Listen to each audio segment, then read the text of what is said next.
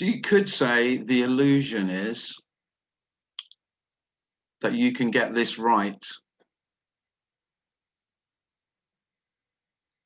that you can get life right or wrong, that life can be right. Okay, it's life is right at the moment, or life is wrong at the moment. That's the illusion. And you could say the freedom is there is no getting this right. There is no getting this wrong.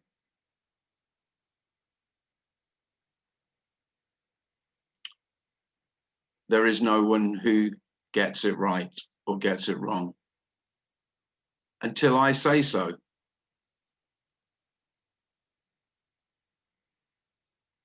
And of course, that is my job. My job is, I mean, not for all selves, I don't think this is universal, but the vast majority of human beings who have a solid sense of who they are, who know who they are, know when they're getting it right or getting it wrong.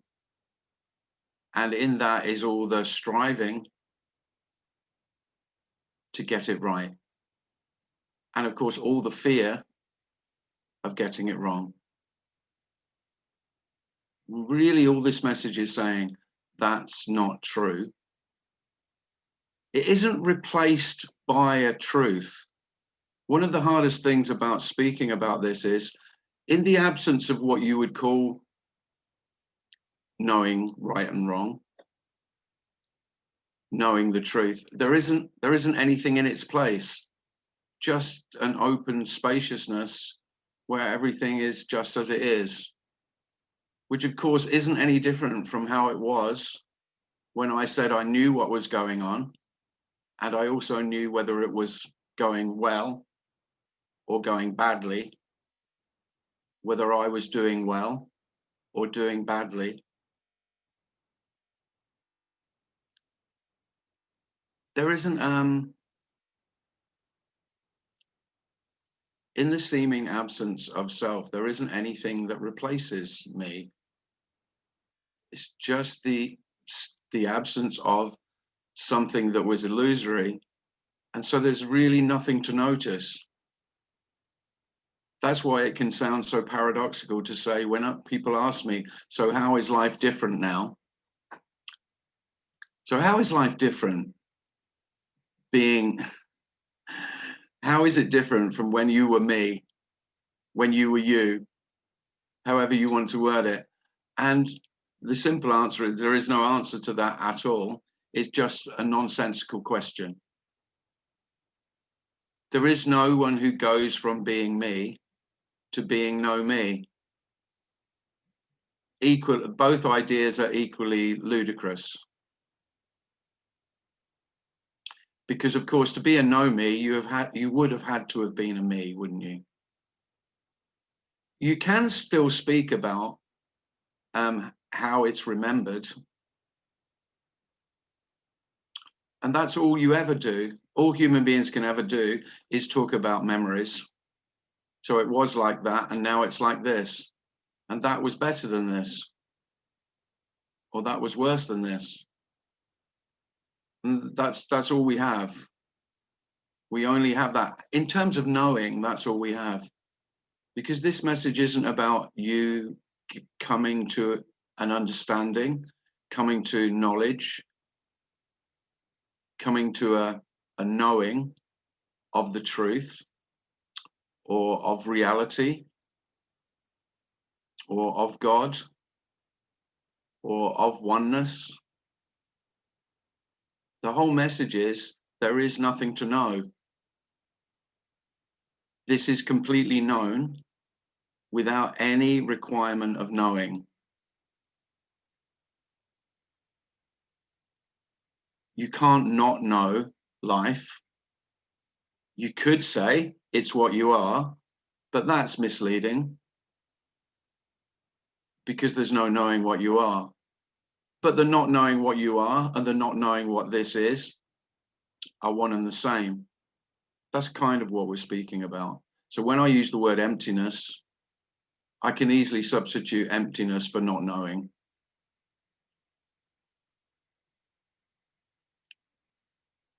And it's just naturally how life is. Naturally, human beings don't know what's going on. And that's all there is, what seems to be going on.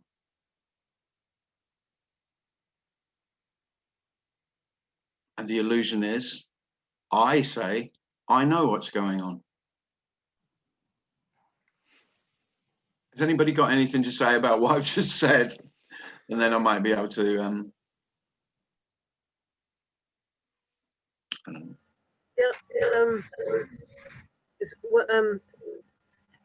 how do we speak at this meeting? Do we just unmute ourselves, or do we have to raise our hands? Or so yeah, you can raise your hand, or you can, yeah, you can speak. You can speak now. Okay, just what occurred to me when you were before you were rudely interrupted, just how there's no, without the me kind of like you know, creating continuity, there's no comparison. It's like you're not comparing, you know, what's happening now with what could happen, what should happen, what did happen, what might happen. Like there's none of that going on, is there? Like you're not comparing what is with anything. Whereas we like the me does that an awful lot. Yeah, yeah. That I think that is the main. That's what most thoughts are, I think. I don't know this, but I have a sense that the reason why it feels so peaceful, or why there's so much more peace than there was as me, is the absence of all those thoughts of what ifs, what shoulds, what could. Yeah, all that comparative stuff. Yeah. And that's what thoughts are always, yeah, and that's what my thoughts are usually doing. They're usually rating everything, aren't they? They're rating everything on a scale. So is this as good as it was then? And then I'm trying to work out how I could make it better as well. Yeah. Or feeling shit because you didn't make it better, or all of because you don't know how to make it better, or so feeling really smug because you have made it better. And you know, it's just constant, like say, rating. Yeah. And I'm not suggesting that those thoughts don't happen here, but they just don't have any weight anymore. They just don't have any clout. You know, all the importance of thoughts, the importance is given to it from the sense that they're mine. And of course, if they're my thoughts, then they're important and significant. They have significance. And thoughts really don't have any significance. They're all very light. But because them about me and my story, and about what I should and shouldn't be doing, what I could have done better, what I should be doing better, then they're very heavy.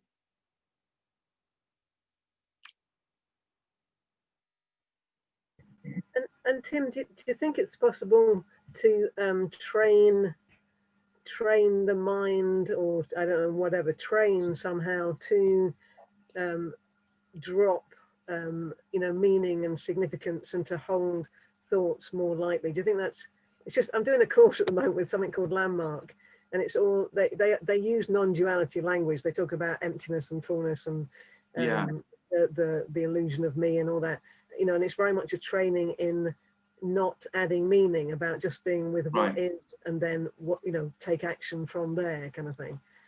Yeah. Just wonder what you think about it. Well, you know what? Yeah, I guess you know my answer. And of course, that's just more work for me, isn't it? So, you know, all attempts by me to make my life better in whatever way, I mean, of course, in the life of me, they can work, but they're working for me, aren't they? So this message is saying something utterly, radically different to that. Is saying, look, all of those, they're just, yeah, it can, of course, you can, there's loads of evidence that you can train You can do work and you can train, and thoughts can be managed to a degree. It seems like, but that's all illusory. That I am, it's just more illusion on top of illusion, that I'm creating a better life for me. This message has nothing to say about life being better.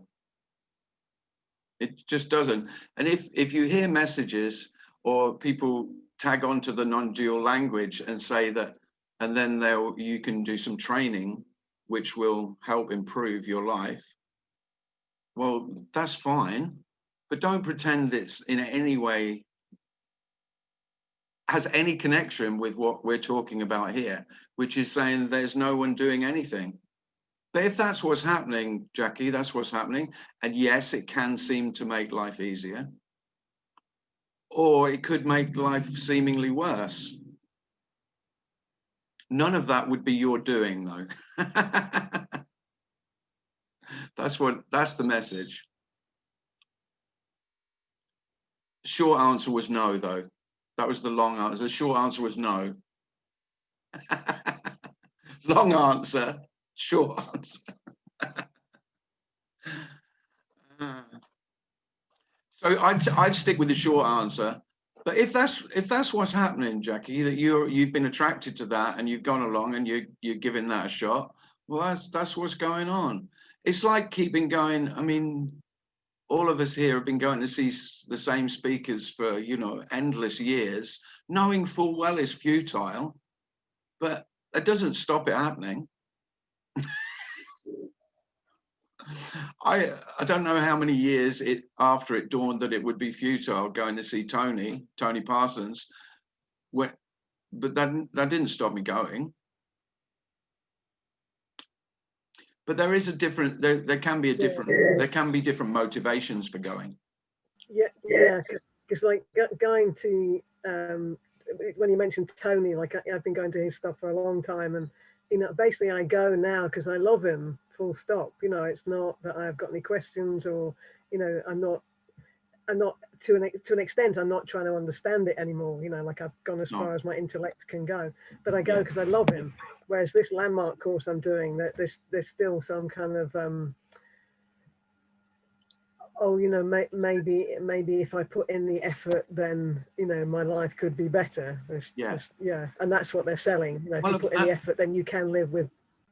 And and any course that you go on, that's what's sold, isn't it? I mean, that's universally every course you've ever been on. Your life will be better if you do this. It's just that simple. I mean, that's right, paring it down to the most simplistic level, but that is what everything offers self.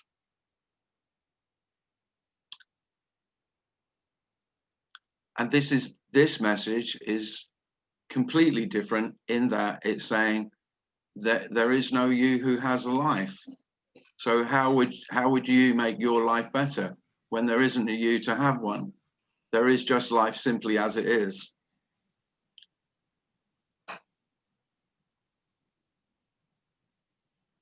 But that doesn't mean you shouldn't go, Jackie.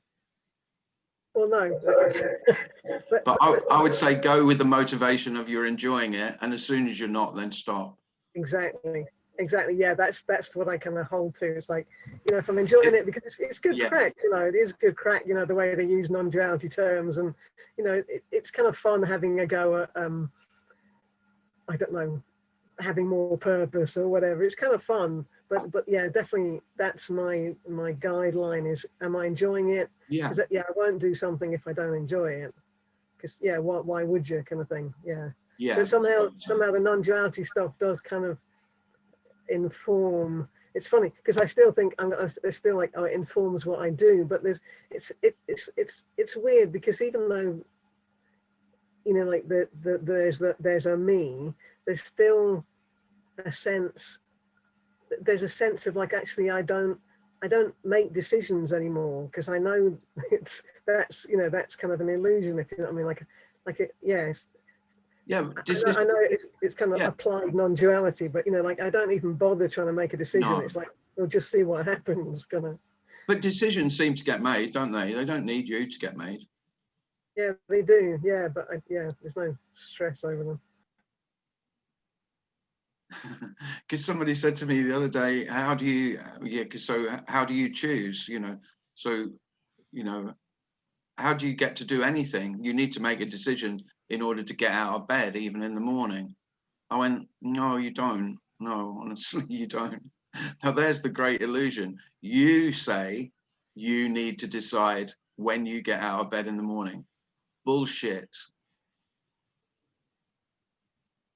I mean, that's one of the first things I noticed. Absolute nonsense. The first thing you might notice is you've been up 10 minutes. So who the hell decided to get up? Didn't even tell me. Yeah. And if you're given options, this might be obvious as well. You're given options about, to make a choice between 3 options. The words come out. There's no decision-making process required, or there's just one taken. You've got 3 things in front of you. There's picking one up. There's no decision. The decisions are made seemingly, but the decider, the chooser, is that's the illusion. That's non-existent. And it can be obvious. But Tim, like here, there's no sense. I mean, I say here, it's kind of pretentious, but like I don't feel there's any sense of choosing or deciding, or I feel like I'm following my body all the time. It's like, oh, that's what we're doing now. Oh, that's what I've just said. Oh, look, I'm talking to Tim. There's a kind of, it's like I'm lagging behind the whole time. Yeah. Well, that's the feeling I have. Yeah, and that's I was going to say that might be noticed before there's no sense of even noticing, but I'd like to think it was significant, believe me. I can really hand on heart say there is nothing of any significance, Jackie. Bastard. I know. I don't want you hanging on to that shit. No, thanks. No, I do. I want it blown out of the water because it's no, because that's what me loves. Oh, I'm getting closer. Or there's getting less of me. There isn't less of you to get less of. No. It's like I know that, and I know that's that is the shittest bit of all. Yeah. When you're on the path towards, okay, I'm getting closer to nothing. Yeah, and even Tony has kind of like, he hasn't helped, to be honest, because him and Claire, like they've both said to me over the years, like, Jackie, God, there's the thinnest veil now for you. You are just hanging on by your fingertips. Oh yeah, that thin veil. That kind of doesn't, it's like, well, my fucking fingertips are sore. Well, there's nothing worse than that thin veil, is there? No, it's made of, what's that stuff called? Kevlar or something. Yes, it's titanium, that thin veil. Yeah. Yeah. Yeah. I could chat away till all evening, I tell you. Thanks, Jackie. Ian has his hand up. Ian. Where's Ian? Hi, Tim. Hi, Ian. Hi. Nice to see you. Yeah, talking about old talks, you were at an old talk that I was watching yesterday from Richard Sylvester at the Dream Bus. I saw you in the audience there. Oh, yeah. That was a while ago. Yeah, that was a really good talk, though. That was one of my favorite talks from him. He seemed to be really well grounded in what he was up to there. Yeah, yeah. But they were talking in that part of the questioning coming up in that talk was this method of stopping, that there's these different sort of Zen methods of stopping. And that it's probably another silly question coming at you, but just this whole stopping method, just bringing up the obviousness of the situation and making it more seeable. So that this is sort of like a way of killing the me. that you're stopping all of your nonsense, and then what is actually happening just seems to become more obvious. You want to comment on that? Is there anything you can say about that whole process, or no? Well, you know what I'm going to say here. Well, I know you're going to Kind of. say no, and that'll be the What- the compassionate answer. But what about the other? No, but what's the method? What do you do? Well, no, it's just a Zen method. They're talking about just sitting, and basically, just since you're sitting. doing nothing, that the obviousness of your real situation becomes more obvious. So the Yeah. whole bullshit of the me and its behaviors and all its sort of ways of getting around shit just becomes more obvious that it is bullshit. Yeah, So, I'm not going to argue with just sitting, Ian. Sounds good. no. Right. You know, because just sitting. But of course, thoughts can be so busy. Self can be so busy with itself, with just sitting. It's just more of the same. But if I was going to recommend a practice, it would be, a lot of just sitting. Okay. Well, that one. But as soon as you're sitting with a purpose, you're not just sitting, are you? No, I think what this guy was saying though is that once he started the practice, he noticed that just because he stopped, he began to notice his ego bullshit coming up, and just the obviousness of the whole me stuff started to become a lot more obvious to him. Yeah. Just from the method of stopping, not from doing anything in particular, not any method. Well, that's nothing to do with really what we're speaking of, but I would say for selves, that's quite a useful relaxation. Yeah. Seemed like a bit of a stepping stone in a way, though.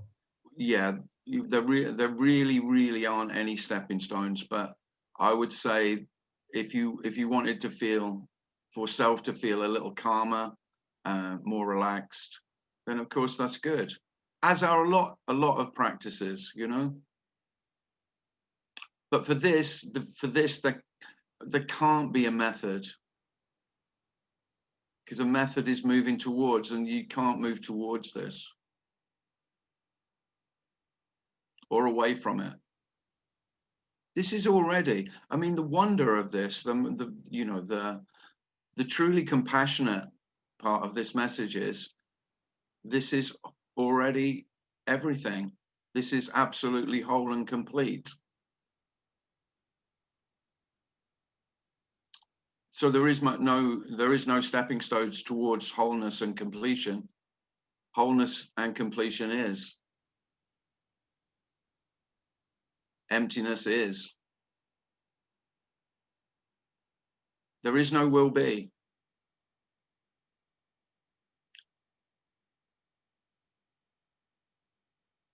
I mean, it's that devastatingly simple. Nothing will be.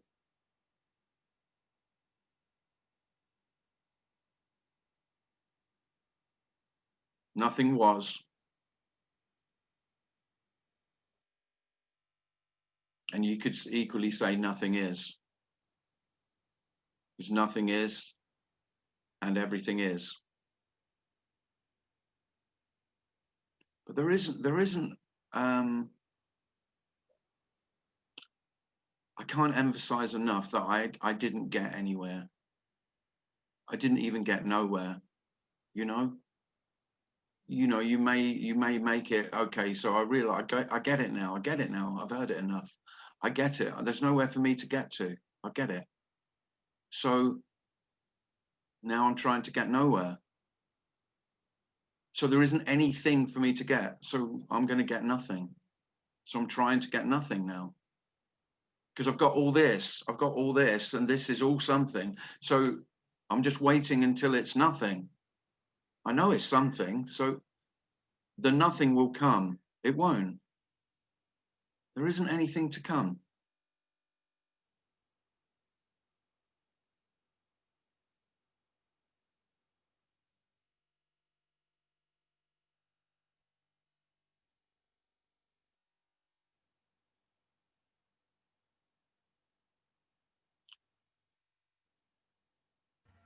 So Tim,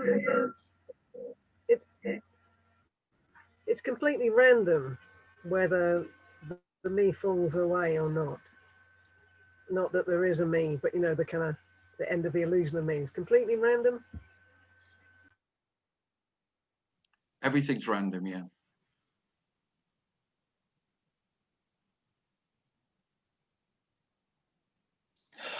Now, that doesn't mean there isn't seeming order.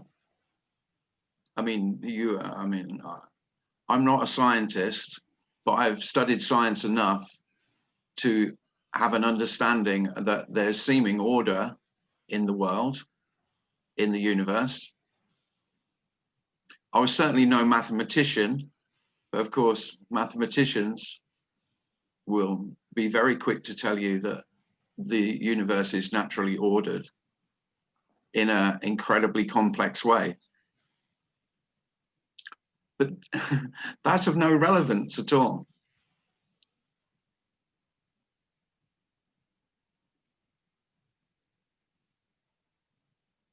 Or I would say whatever relevance it has is just seen as, oh yeah, that's interesting, but it's so light, you know, there's no significance given to the seeming orderliness of nature. I mean, and that's very evident, but it's an empty orderliness. You know, whatever patterns are appearing, they're appearing because human beings can spot the patterns. I don't know, you know, a sunflower doesn't know the beautiful spiral pattern that it has. That's just, I don't know. We're very, human brains are really good at spotting patterns and making links and see, obviously then they must be significant. They mean something. Well, they don't. They're just beautifully randomly beautiful. And things are much more beautiful without significance. That they don't mean anything.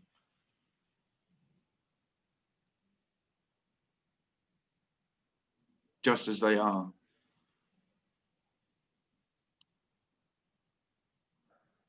That's really what's meant when, if I'm speaking about not knowing, that's really what I'm talking about. The lack of significance. There's no need to understand. You don't need to understand a flower's symmetry and, you know, a mathematical equation of how the patterns of petals and stigma and stamen and whatever other analysis you want to do with a flower. The flower is simply beautiful.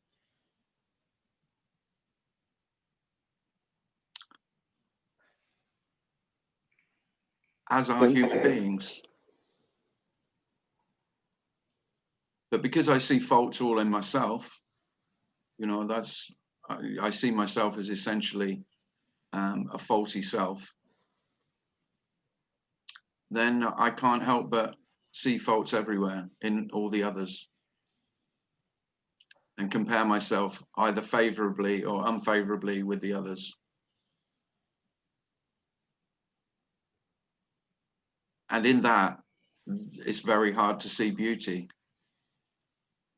which is simply in everything being just as it is. That comparison, that measurement, that judgment that me always does seems to mask the obvious wonder and beauty of life just as it is.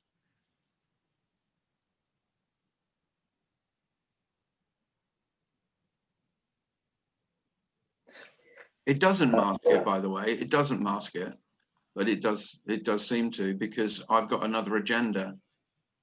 You know, it's my agenda. It's my life after all.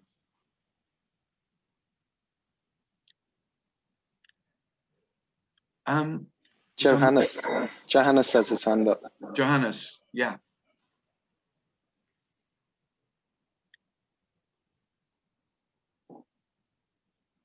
You need to unmute yourself, Johannes. I did. Okay. There's something spooking around my head today, and you talking about truth before, and there's the sentence where it said the truth will set you free, more or less.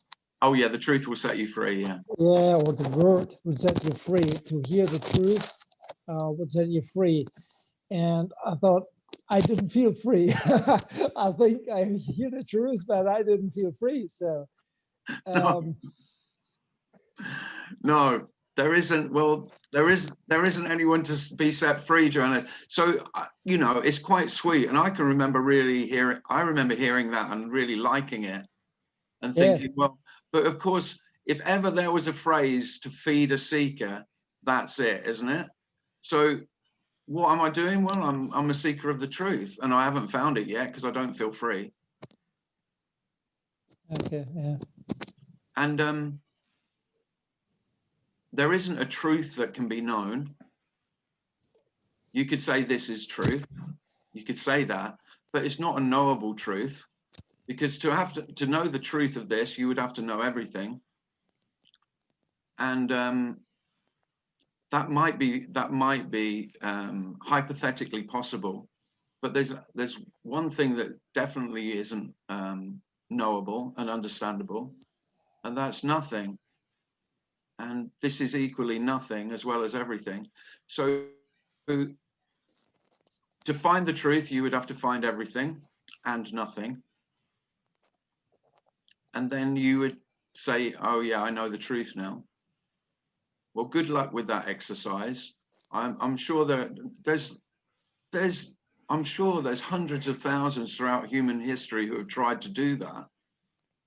But this message, the reason this is compassionate is it says, well, that's utterly futile, pointless, and groundless. There isn't anyone to know the truth. This is truth. So the truth couldn't be known, more or less. Truth can't be known. Well, the truth only exists. The truth only exists with untruth, doesn't it? With lies, you could say. So the whole word is saying, well, this isn't true. I've not come to truth yet. Well, this message is saying, you could say this message is saying there is no truth or lies, there's only this. And so you could say there's only truth. This is always true. Yeah, that's wondering, because I thought, okay, is a non-dual message, more or less.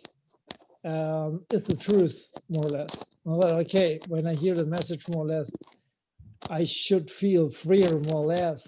That's what I thought. So yeah, and I thought that, no, I remember that as well, Jonas. I thought, because I heard this message or something similar to what's coming out of this mouth, and it resonated straight away. And it just, there was, you could say, there was resonance. Is intuitively, it was felt that, oh yeah, now that is closer than anything I've heard before. It just feels, it feels like it. And it doesn't have to be, there's no understanding required in that. So the reason I think resonance is a good word is because you don't need to understand why it feels right, or it feels true, or it feels,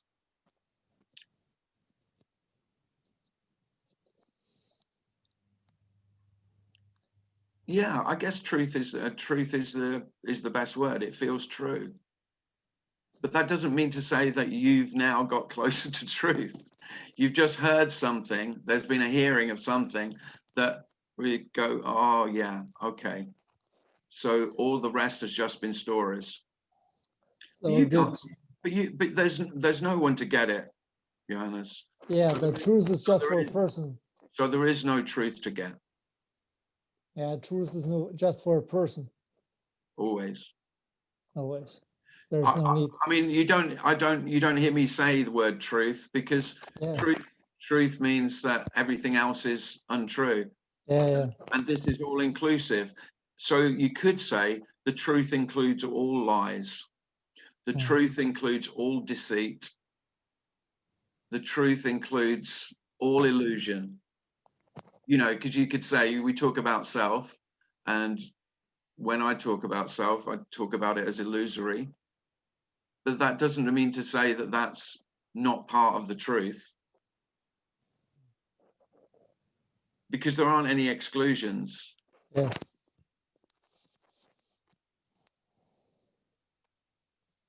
And of course, there's great relief in no longer having to seek for the truth, because here it is in all its lies. That, that's the freedom. Yeah. There's no one who could ever. The truth is impossible because it's completely unknowable, and it's impossible because there's no one who could know it. And the great relief is it doesn't need to be known to be exactly as it is.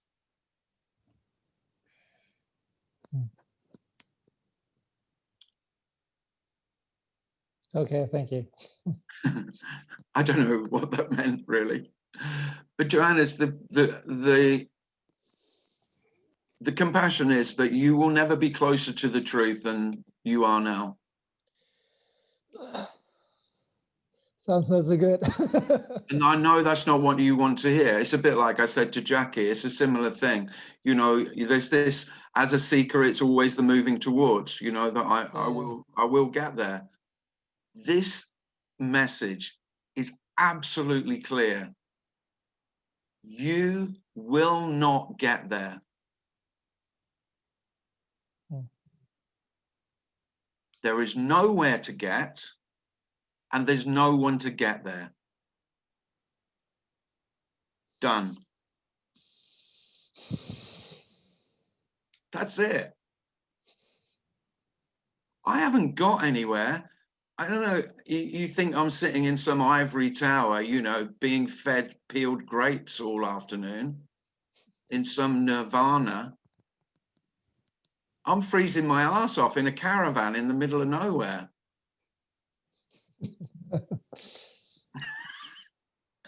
This isn't about making life any better at all. It's saying life is absolutely as it is. You could say there is only the absolute is. That's it.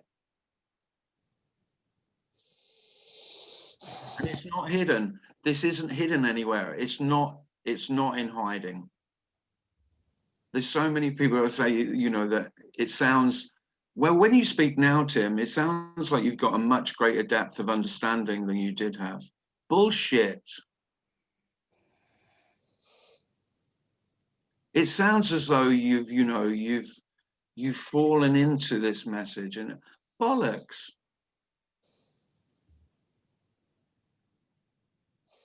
There's no going anywhere. This doesn't move. You know, whatever this life is, you're not going to know. It's no requirement of knowing.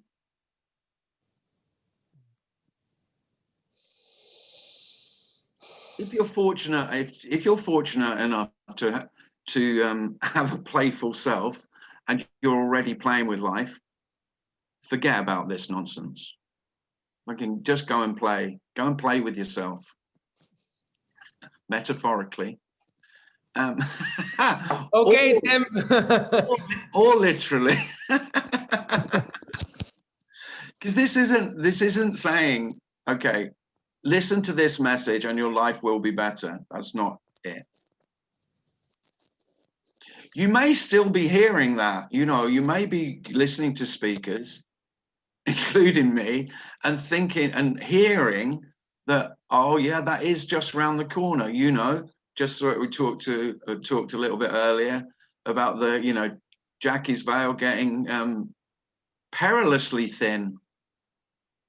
You know, you're getting really, I could just pop it, just like, you know, give me the pin, I'll pop that fucking veil. You know, you're getting really close. No, you're not. You're not getting close. There's no one closer or further away. How beautiful is that? How wonderful is that? How shit is that? You know, there is absolutely nothing special about this message at all. This is the most ordinary, mundane message you could ever hear. Don't get me wrong, it's radical when it's heard by me saying that I don't exist when I'm absolutely certain I do. But it isn't. It's not. I don't like to say it, but it's really no big deal.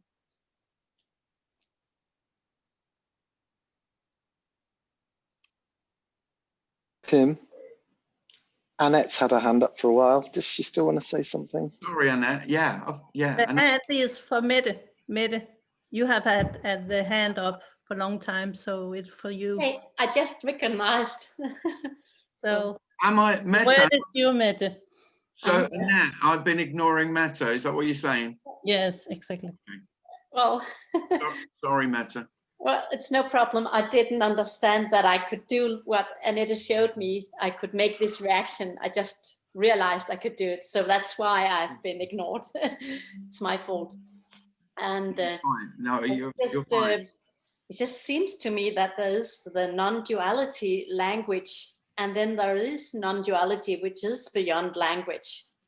And the more we try to describe it, the more we get confused or we say the same. And yeah, it is how it is to me. And when you describe how it is, it seems like I would use words as presence and living in flow with life.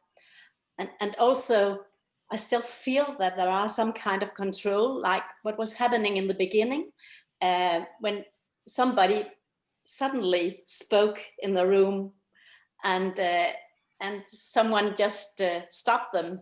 They got them out of the room, of this meeting room.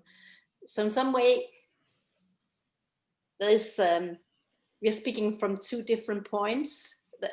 The self, which isn't there, into the core, it isn't there. I understand in a scientific way it isn't there also, and also we can speak from another point of view of we are not in control. I also understand, but it's still there. Both of them, it is still there in the present moment. Yeah, it can feel like they can be both. Yeah. Are you asking me if that's how it is here? Is that how it is for me? This is just how it feels like me when I'm listening. Yeah. To you. It seems to be like this. Yeah. And to me, it's important to recognize both, that there are this self, which is able to, well, shut out people of the room when they are talking and let them in. And also the other part of me, which is beyond that, which is not knowing and which is nothing. Right. Absolutely nothing. Yeah. Well, I will say, yeah, that is duality in some way. that is really duality, yeah, because you could say they're two aspects of self, really. Yeah. But I will say, it doesn't take me to throw people who are being abusive out of a meeting. No. No, not at all. That's, again, that's what me would say. That's what self says. Self says, well, without me, I'd just be a doormat, or everyone would walk all over me. I wouldn't be able to make a decision. I wouldn't be able to do anything.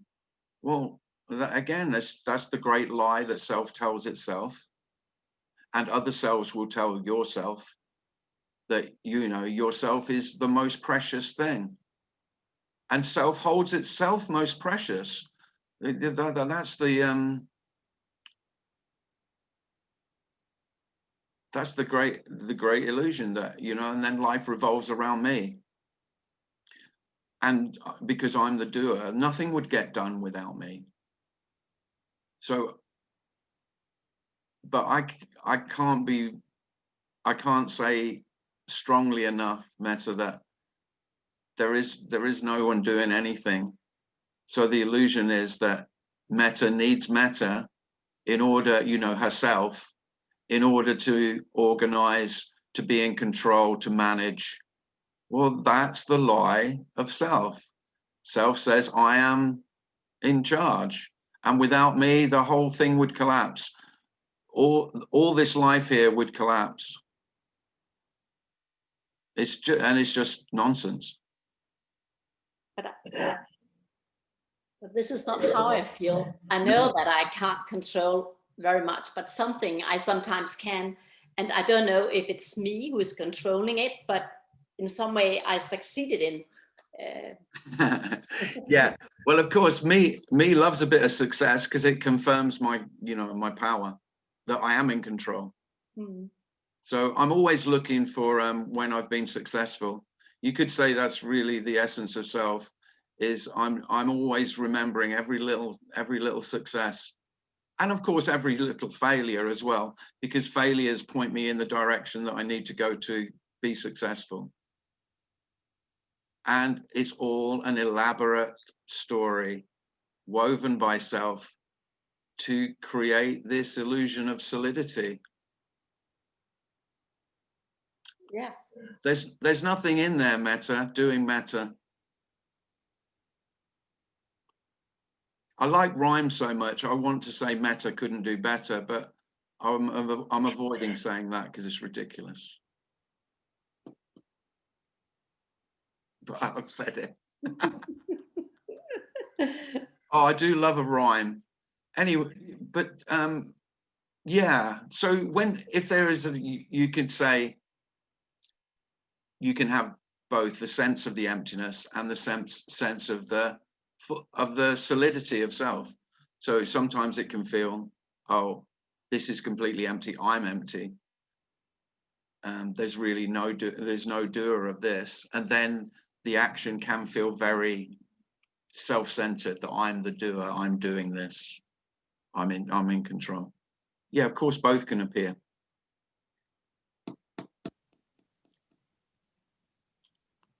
Scott has his hand up. Hi, Scott. Hey, Tim. Thanks, Metta. Thanks, Metta, by the way. Thank you. I think when we say knowing, it's kind of strange because we still have this faith that the mind is going to wrap around this thing. Yeah. And it's just a slow dying of, maybe it's fatigue or maybe it's just, but it's nothing that we do. It's kind of like I sometimes think that after all the effort I'm sure all of us have done to get somewhere, we just ran out of steam, and now we're like a spaceship docking, and we don't have to do anything. We're just, all the work's been done, and we're just letting it kind of slow down. Yeah, well, yeah, the words aren't taking us anywhere, you know, and the mind wants that, but it gets to, so you're so quiet, you're like, oh God, what a pain. Yeah. I wouldn't say self lets any of this. Self never goes near emptiness. Self runs like shit from emptiness. But listening to Jackie, you know, I think we all have played with that gossamer thin veil. Oh, and yeah. I think it does just wear out, but it's not thanks to us. It's just, it must be from bumping our head against it. You know, some part of us just gets exhausted. Yeah, if there was a path, then exhaustion would be, you know, if I was recommended one, that would be, but there'd be no guarantees with exhaustion anyway. It'd perhaps just be an exhausted self who still hangs on. But in a way, everything is perfect, because part of the frustration, part of breaking through the veil, I think, is this frustration, and we tend to think that we're going to resolve it, and yeah, it just kind of dies, you know. Yeah, I can't agree more with that, Scott. That there isn't a resolution. Maybe that's what kept us hooked. Yeah, I'm full of dreadful parts of the message today, but yeah, the waiting for resolution, that's me. That is me. This doesn't get resolved. Resolution has to come in the future, doesn't it? Resolution is the waiting. Yeah. The whole notion of this could be resolved. This doesn't begin, it doesn't end. And yet it is always beginning and always ending. There can be no resolution. How could there be a resolution? It is an ending. This isn't an ending. Life doesn't start or end, does it? My friend was reminding me of Siddhartha when he finally has his moment in the river, and he can see that it starts and it ends and it flows, and there's no beginning or end. It's just, that's its nature. Yeah. And of course, we could say physically that life ends in death. But again, it's just another story. Well, it dies in the ocean, if you want to, you know. Yeah. So. Yeah, I mean, I used to happy ending. I used to love that metaphor that, you know, that life is the river and then it just returns to the ocean, and it is beautiful. But that's just another story too. But it does help us relax, and knowing that it's doing what it does. It doesn't really need. Yeah, and I do like the river metaphor because, you know, self can be swimming against the flow so much, you know, you could say. If you want to describe life as flow, then, you know, it seems to be going as it is. And usually we, most of the time, self doesn't just lie back and float. It swims like hell. Yeah. I was reading your Facebook the other day about this and that, and it does feel like we get to a point where we just recognize that the words aren't going to get it. Yeah, I would apologize for that, but I enjoyed writing it so much. I had so much fun. Heidi's called me Dr. Seuss, and Dr. Seuss is my favorite author. But we do get to a point where it is kind of babble, because the mind just what isn't the right instrument, and we recognize that, and then, you know, ironically, another kind of knowing comes in, but it doesn't need the mind to confirm it or anymore. It's just no. It's hard. It's very hard to speak about this, but I mean, I'm quite happy to say that this is completely known without any knowing. Yeah. Thanks.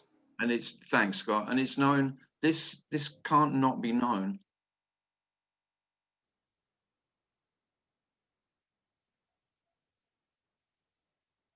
There's only life. Can't not know. You don't need to know anything about it. You don't need to have any knowledge, no explanation, no understanding for this to be completely known.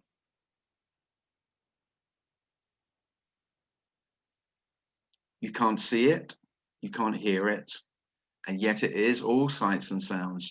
You can't feel it, and yet it is all feelings.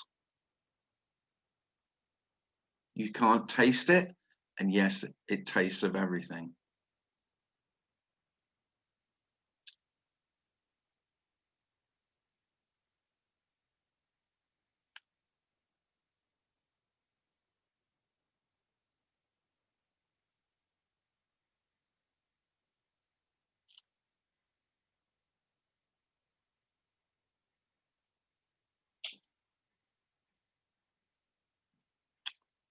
Okay. Well, that's dead on 8 o'clock. It's only an hour. Okay. Sorry, Jackie, am I disappointing you? Yeah, I was enjoying that. Oh, good. Yeah. So is it an hour Monday and Thursday?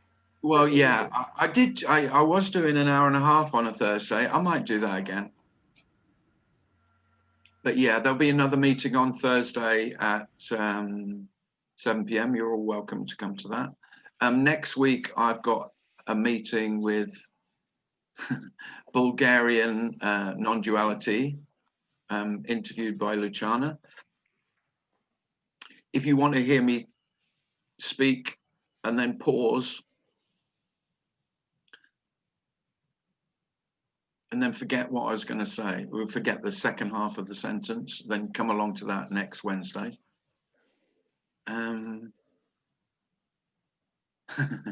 But thanks very much for coming again. And you're all welcome to come on Thursday. If you'd like to be on the email list, Dan says, seems that the elephant in the room is language. We keep trying to use, yeah, well, Dan, the problem is there aren't many people. I mean, you can go and sit in silent saxangs and you might enjoy it. But yeah, Dan was suggesting that you can't speak about this in words. He's not wrong. Yeah, so hope to see some of you Thursday. If you'd like to be on the mailing list, then email me via the website timclissthis.com. And if you'd like to make a donation, then please feel free to do so. You can do that via the website. So thanks very much for coming. It did seem short tonight. Yeah. I think that's because we had quite a lot of dialogue. Then the time goes quicker.